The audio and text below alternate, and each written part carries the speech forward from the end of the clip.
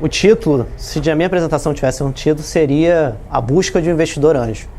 Então, por que isso? Porque eu tenho tentado nos últimos 2 anos virar um investidor anjo, sem sucesso.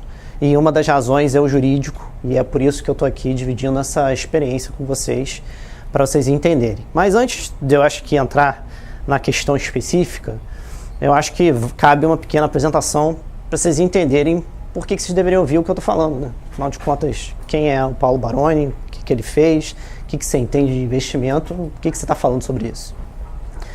Pois bem, eu sou engenheiro de computação, formado pela PUC em 2002, onde eu conheci aquela excelentíssima pessoa ali, Guilherme Varela. Comecei minha carreira como desenvolvedor de software, então simpatizo aí com as agruras que vocês passaram e passam no dia a dia, tá? Só que a minha vida mudou em 2002, 2003, quando eu tive uma experiência familiar em que meu irmão, que também era engenheiro, trabalhava no Pactual e começou a ganhar muito dinheiro. E aí, aquela coisa, porra, Baroni, você... Baroni não, porque meu irmão não chama de Baroni, mas, pô, Paulo, caraca, você tem notas melhores do que eu na PUC, é um cara safo, e eu tô aqui ganhando muito dinheiro, pô... Você está se desperdiçando aí fazendo desenvolvimento de software, ser proletário do software, esquece isso, vem trabalhar no mercado financeiro. Não concordo com isso, tá? Só para falar. Vem trabalhar no mercado financeiro que você vai bombar e tal. E aí, né, saí, né, comecei a trabalhar no mercado financeiro. Foi pro lado negro da força. Canto da sereia. E aí, 6 meses depois de ralar que nem um condenado no back-office, eu estava numa mesa de operação. Sem muita ideia do que fazer, mas felizmente, fui bem sucedido, fui feliz em operar e trabalhar com ações. Fui o Head of Equity Trading da Opus Gestão. E durante o tempo que isso durou foi bom, foi uma experiência válida. Meu objetivo de ficar milionário e me aposentar não deu muito certo, porque não é bem assim que funciona. A lenda do mercado financeiro também é lenda, tá? There's no easy money. Mas, de qualquer forma, foi uma experiência boa, em que eu aprendi algumas coisas. Primeiro, uma cultura da mesa de operação que havia a sacrossantidade da palavra. O que eu digo com isso? Na mesa de operação, se você deu fechado, é fechado, meu amigo. Não tem como voltar atrás. Comprou, vendeu, tá fechado. Então, você falou uma coisa, sua palavra vale, é a ordem. Senão, você é demitido, sumariamente. E eu, em 2008, acostumado com essa cultura, saí para virar empresário pela primeira vez. E olha o choque que eu entrei ao chegar no mundo real e descobrir que a palavra não era sacrossanta, né? Então, meu primeiro pretenso sócio me passou a perna, eu perdi dinheiro. E aí eu comecei a verificar que ser um engenheiro casca-grossa, ser bom de conta, era bom, mas não era condição necessária e suficiente para ser um bom investidor ou muito menos um bom empresário, né? Então, eu percebi neste momento que haviam 2 falhas na minha formação, né? Eu sabia muito de tecnologia, entendia muito fazer conta, sabia muito de finanças, mas eu não sabia, A, negociar bem, e B, entender de legislação. E essa segunda falha é a razão pela qual estou aqui a falar com vocês, né? Porque logo depois dessa medida infeliz, eu montei uma gestora de recursos focada em investimentos imobiliários com outros 2 sócios. E os meus sócios eram completamente diferentes de mim.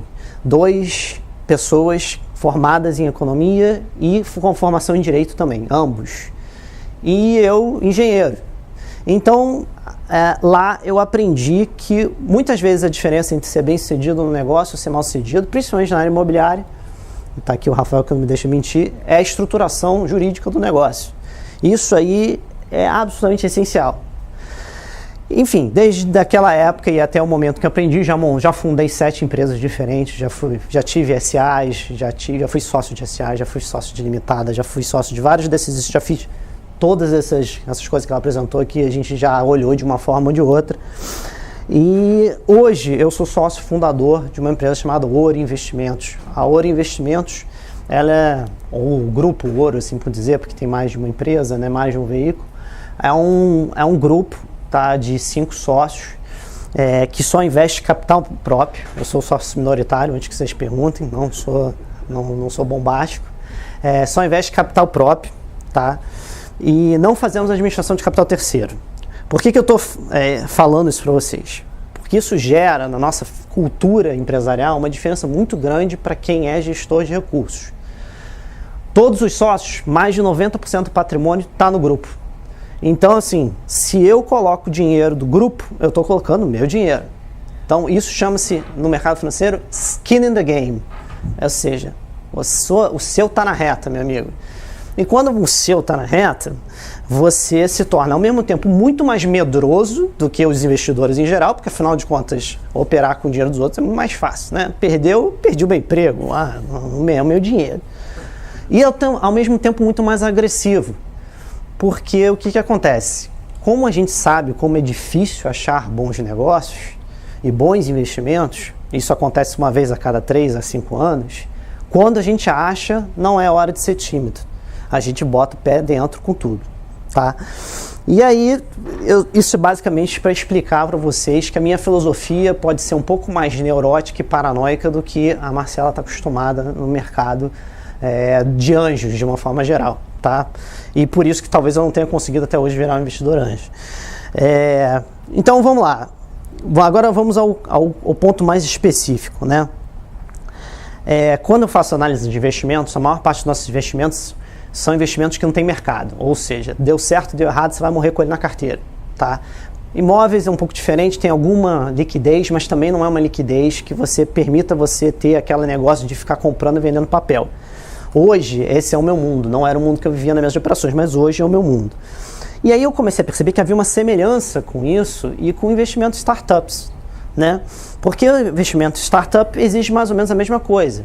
O poder do investidor existe até o momento em que você coloca o dinheiro. Depois que você coloca o dinheiro, o poder já não é totalmente seu.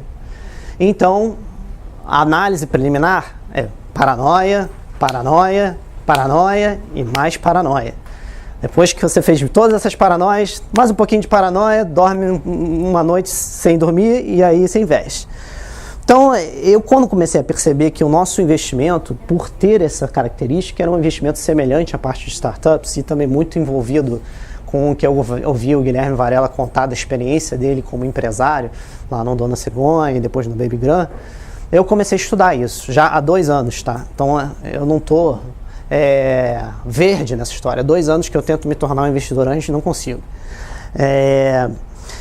E aí, por que isso, né? Porque a gente tem uma filosofia lá que é assim, não é aquela, é um pouco diferente da filosofia do mercado, que é de diversificar, né? Todo cara que vai te falar sobre investimentos vai falar, você deve diversificar, não bote todos os seus ovos na mesma cesta, isso é complicado, não faça isso.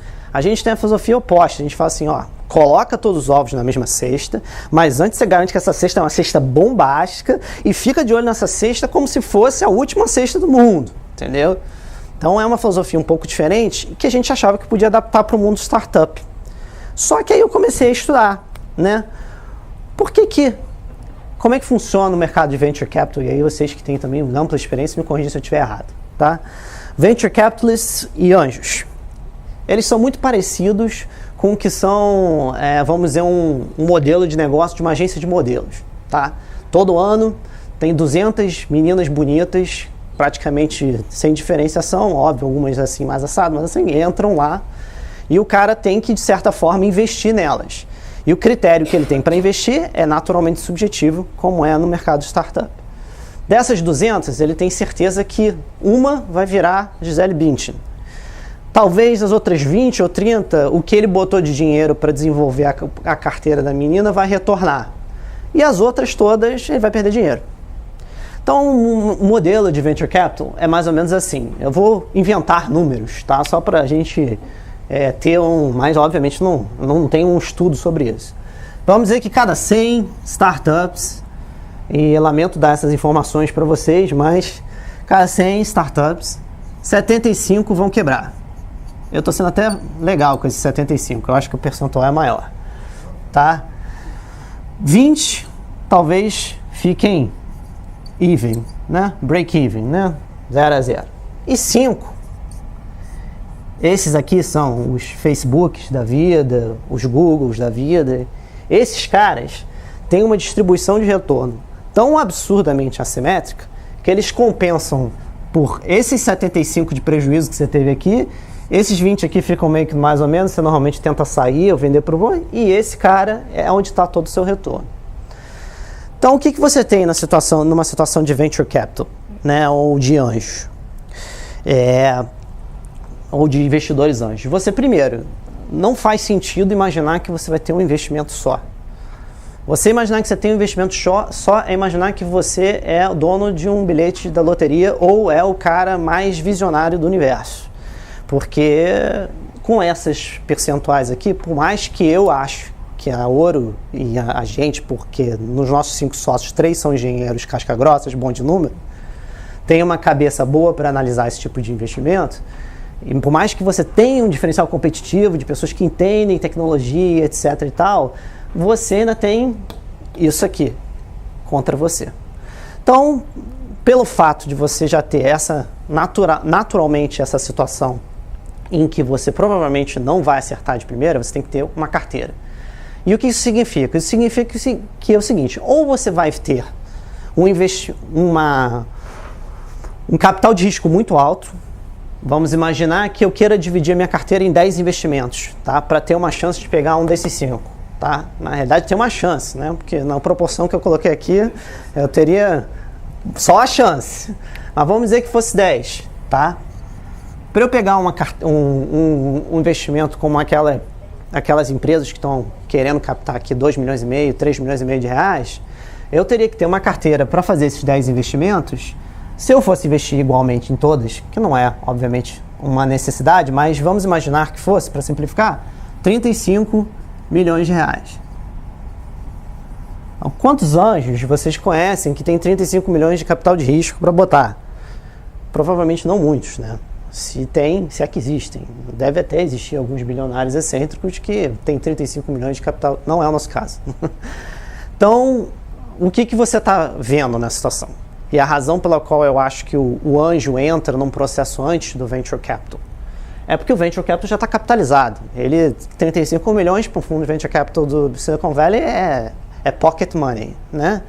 Então, o anjo, ele não está procurando esse tipo de investimento. Ele está, talvez, com uma carteira de 100 mil, vamos dizer, ou até menos, 50 mil. Então, ele tem para botar aí, para respeitar aqui a nossa lógica, algo como 10 mil reais.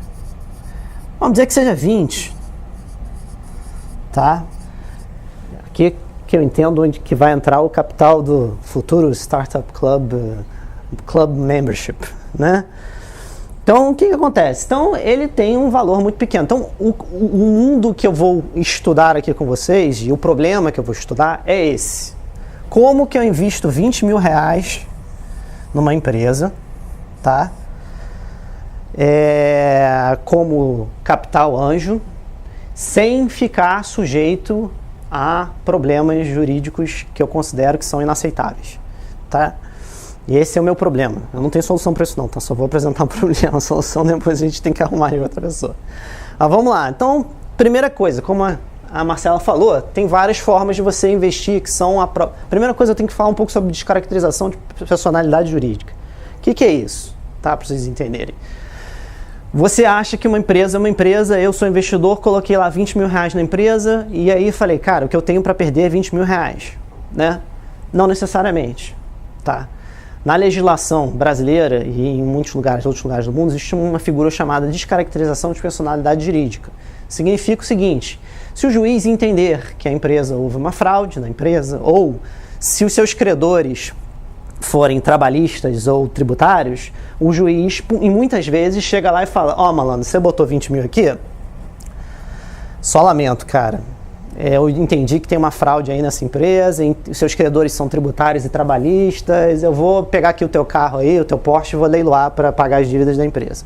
Isso já era. Ou seja, a limitada, na realidade, que é a empresa limitada, que eu vou chegar lá, não é exatamente limitada. É limitada em determinadas condições. Esse é o primeiro problema a ser superado. Por que eu estou chegando nesse? Porque para a gente respeitar aquela carteira do Venture Capital, eu vou ter que ter duas questões. O meu downside. Downside é uma palavra bonita para perda, né? Mas eu devia até ter escrito perda. Limitado ao dinheiro que eu coloquei. Isso aqui é essencial. Porque se eu boto 10 e perco 40, a minha conta ali já foi pro cacete, né? Então meu fundo já foi. E o segundo, eu vou ter que ter um upside, a prova de bala. Por quê? Porque também, quando eu pegar a Gisele Bündchen ali, num momento em que todo mundo achava que ela era feinha e tudo mais e tal, e aí o negócio deslancha, eu não posso estar discutindo com ninguém se eu sou realmente dono de 20% ou 30% da empresa.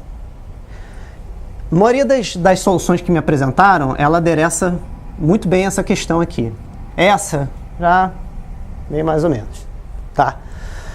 Novamente, dentro desse universo de pequenos investimentos. Por quê? Quando você fala em grandes investimentos, você tem, como ela falou, SA, Sociedade Anônima de Capital Aberto. Essas aí são as ações que você vê na internet. Na internet não, na Bovespa. Eletrobras, Petrobras e tal. Você não ouve falar de um cara que comprou ações da Varig, por exemplo, que foi leiloar o carro dele. Não faz sentido, a Varig quebrou, mas isso não faria sentido. Aliás, isso é realmente a prova de bala. Ali você perde o que você colocou. Comprou na Bovespa, fique tranquilo, amigo, você não vai ter nenhum problema. Aí depois vem a sociedade, a SA de capital fechado. SA. Então, mas essa sociedade de capital, desculpa, estou pulando etapas.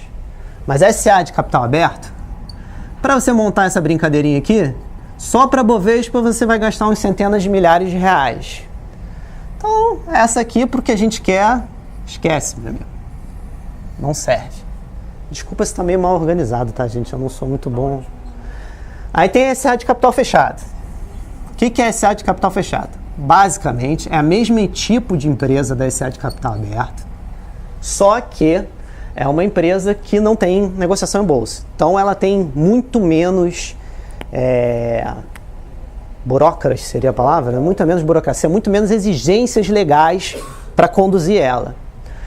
Eu já fui sócio de 2 empresas, SA de capital fechado, tá? A SA de capital fechado ela tem a seguinte desvantagem. A gente era super eficiente na parte de burocracia do negócio e mesmo assim o nosso custo de carrego, devido apenas à buroca de publicação de coisas, etc., era em torno de 20 a 30 mil por ano. Isso, eu estou falando para você que a gente botava o advogado da empresa para fazer as atas das reuniões, o cara ficava achando sinônimos das palavras para publicar menos letras no jornal e economizar espaço. Não estou de sacanagem, porque a publicação no jornal custa caro pra cacete. Então era assim mesmo, era eficiente. Então, again, 20, 30, a gente quer investir 20, não é viável. O que sobra? A SCP, que eu vou pular aqui, tá? Porque a SCP é um instrumento que eu confesso a vocês que eu não conheço com tanta profundidade, mas a que é mais utilizada, limitada. Eu diria que a maior parte das empresas de pequeno e médio porte no Brasil são limitadas.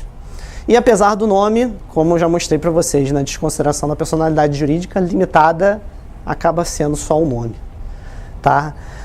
Aí você cria essa situação. Bom, mas como é que eu vou ser sócio de um cara que está montando um negócio se eu ser sócio depende que esse cara não crie nenhum risco para mim, tributário, trabalhista ou de fraude ou alguma questão dessa natureza?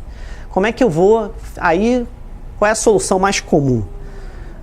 Que a Marcela novamente tocou no assunto.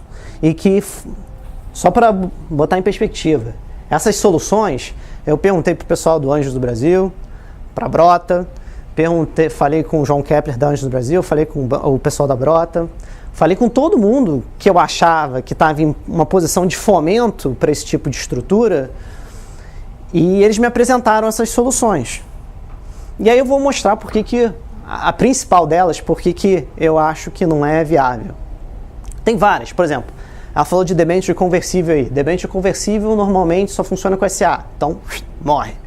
Ah, não, então vamos fazer o seguinte, tem estruturas que envolvem outros tipos de estruturas mais complexas. Mas a que eu vi mais comum e mais sendo usada era uma combinação de dívida com opção de compra. Ou seja, você bota dinheiro dentro da empresa como se fosse dívida, é um empréstimo para a empresa. E aí a primeira vez que o cara falou isso para mim, eu falei, porra, que isso, cara? Um empréstimo não serve para nada para mim, porra. Eu vou... Tudo bem, respeito o downside, mas, pô, quando eu pegar lá, emprestar dinheiro para a Jelly Bean, ela vai ficar milionária e eu vou receber 25 mil reais de volta. Isso é inútil para mim. Não, mas olha, junto com esse empréstimo, a gente assina também um contrato de opção de compra. Então, o que é um contrato de opção de compra? É basicamente um contrato dizendo que você, como investidor da empresa, pelos seus 20 mil reais emprestado, vai ter direito a comprar, sei lá, 30% da empresa até dado que determinadas condições se realizem ou coisas do gênero. Então você não bota dinheiro como sócio, você não fica sendo sócio, você fica sendo credor da empresa e dessa forma se resolve a sua questão do downside. Eu não apareço no quadro societário, eu não sou sócio, portanto não posso contaminar o meu patrimônio. Porém posso vir a ser sócio em algum momento, né? Aí qual é a princípio? Resolve, né? Porque quando chegar lá, descobrimos que a startup é o Google, eu vou exercer, comprar as minhas ações, 30% de ações ao preço de, sei lá, 100 reais, ou que tiver estipulado, e beleza, tenho 30% do Google, milionário, show de bola. Só que tem alguns problemas com esse contrato, tá? Primeiro desses problemas é o seguinte, é um contrato. Então, o cumprimento dele não é imediato, como inclusive eu acho que ela estava mencionando aqui de uma situação que se você chegar para o empresário, quem se obriga a te vender as ações, normalmente é quem é o dono das cotas. Não são nem ações, são cotas, tá? No caso da limitada, chama-se cotas, não chama ação. Então, quem se obriga a te vender as ações é o empresário que é dono daquelas ações. Se na hora que você exercer, se o cara vai lá para você, quer saber? Putz, agora isso aqui vale, sei lá, 5 milhões de reais, eu não vou te vender por 20, né? Vamos reconversar isso aí. Aí você está na seguinte situação, você tem um contrato que você pode levar para a justiça, para exercer e tudo mais e tal, mas que aí, novamente, justiça no Brasil é uma coisa complexa, muitas coisas podem dar errado, você tem que executar o cara, enquanto isso o cara está lá, dono das ações, fazendo o que ele quiser com a empresa e você não tem muito o que fazer com relação a isso, né? E por isso, no caso do upside extremo que a gente está discutindo ali, tem esse problema. Outro problema, na hora que eu for exercer, quando que eu vou exercer isso aqui? Não, é quando a empresa estiver faturando 1 milhão. Não, é quando a empresa estiver faturando 2 milhões. Me dá uma cifra. 10 milhões de faturamento. Tá bom, quando tiver 10 milhões de faturamento eu vou exercer a minha opção. Só que tem um problema. 10 milhões de faturamento não significa que não há passivos escondidos na empresa. Quando o cara está faturando 10 milhões, principalmente numa startup que tem uma margem muito apertada, normalmente startups têm margens apertadas, se o cara cometeu qualquer erro na contabilidade dele e deixou de declarar alguma coisa ou está devendo 5 anos para trás de imposto, essa conta pode ser o suficiente para quebrar a empresa, levar ela à bancarrota e ir em cima do seu patrimônio também, porque a partir daí você passa a ser sócio, depois que você exerceu. Então, assim, não é que não haja uma solução para o upside, ela existe, mas é uma solução que, na minha experiência, e aí eu vou dar a minha experiência, na área imobiliária, já vi isso acontecer. Opção de compra de imóvel, por um preço tal. A gente fez uma opção para investir na análise de um terreno, gastamos dinheiro para fazer levantamento topográfico, análise de solo, fizemos projeto para o terreno, aí chegamos à conclusão, ok, beleza, vale a pena, vou exercer a minha opção, meu amigo, aí ó, me vende aí o terreno. O cara falou, sabe o que é? No meio desse caminho aí que a gente estava conversando, chegou um cara aqui oferecendo 500 mil a mais. Tal, não sei o que, tal, não vou respeitar não. O que acaba acontecendo numa situação dessa? Ou você leva o cara para a justiça, fica discutindo isso durante anos, e aí vai ficar lá e durante esse tempo a situação fica em aberto, né? Ou acontece o que aconteceu, a gente acabou fazendo um acordo, tá? No caso não foi nem eu, foi os meus sócios na outra empresa que eram, porque eles estavam negociando, mas fizeram um acordo e eles receberam lá um qualquer para poder desistir da opção de compra deles. Mas, novamente, é um instrumento que não é pá, bola, exerci, pum, é meu. Porque para você exercer e comprar de fato, o cara que é o sócio tem que assinar embaixo. E se ele não assinar embaixo, é resolvido na justiça. E tudo que se resolve na justiça, normalmente, sai muito mais caro do que você pode imaginar. Principalmente quando as cifras são milionárias. Aí é que o negócio fica preso durante anos, enfim. E aí cria-se esses imbróglios que vocês como brasileiros já conhecem muito bem, né? Então, meus caros, na realidade, como eu falei, eu vim aqui para criar um problema. O meu problema é o seguinte, eu quero ser investidor anjo, tá? Eu tenho dinheiro para investir, mas, e aí? Eu preciso disso aqui, downside limitado, upside à prova de bala, senão eu não consigo montar minha carteira. Aí, eu mostrei para vocês alguns instrumentos que são usados, tá? O mais comum, que é a opção de compra, e a limitada, que são os instrumentos que cabem no orçamento de alguém que está investindo 20 mil. Eu até acho que isso aqui deve ter sido já resolvido, tá? Porque eu não consigo ver fundos de venture capital ou anjos que têm realmente o hábito de investir com frequência, fazer isso tudo sem fazer um estudo jurídico muito pormenorizado de como resolver esse problema. O problema é que todas as soluções que nos dão são soluções que o cara, não, funciona assim. Ok, tá, mas tem um estudo jurisprudencial, alguém chegou, fez um documento provando que funciona assim? Ah, não, isso a gente não faz, porque é caro, né? Um legal opinion dessas custa algo entre 10 mil, 50 mil reais, dependendo do escritório que você vai. Ah, pô, tudo bem, é caro, mas olha só, vocês estão aí para fomentar o mercado, né? Então, minha sugestão, né? Eu fui com o Varela lá no Startup Rio e vi lá a questão lá do Startup e ela tocou num ponto que é um ponto que eu também divido a opinião. Nem sempre o dinheiro vem para ajudar. No Startup Rio a gente via muito isso, as pessoas ganhando bolsas e etc e tal, e apresentando ideias e etc. E às vezes isso acabava com o negócio do cara, porque a partir do momento que o cara ganhou aquela bolsa, ele, tá, beleza, tô recebendo aqui e tal, e vai tocando, entendeu? E não tem mais aquela necessidade, meu irmão, se tu não fizer, tu não tem como pagar suas contas.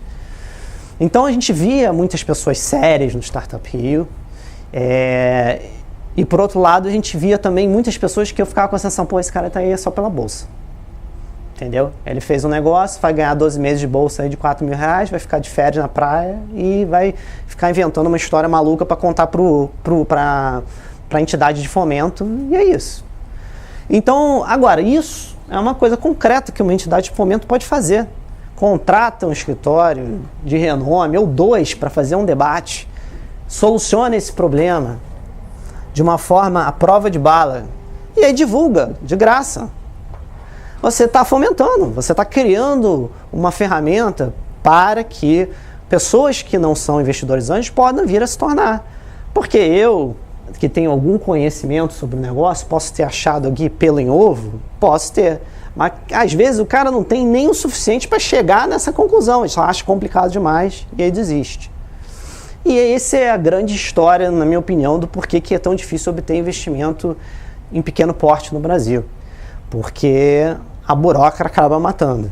Eu peguei aqui uma estrutura só, falei sobre a que eu acho que é mais comum, a mais utilizada, tem outras, as outras como a SCP, como as outras coisas que a Marcela citou aqui, todas elas eu vejo algumas dificuldades e falhas, porque tem que ser respeitado aquelas 2 regras. E aquelas 2 regras, se achar uma estrutura cost effective que respeite aquelas 2 regras, hoje eu acho um desafio. Tá? Se alguém tiver uma solução, estamos aí. Tá? É basicamente isso que eu queria mostrar para vocês. E essa questão jurídica é o que entrava. Na realidade, tem todas as outras dificuldades de análise de investimentos e etc., que não é o foco, então não vamos entrar aqui. Tá bom? Obrigado. Obrigado.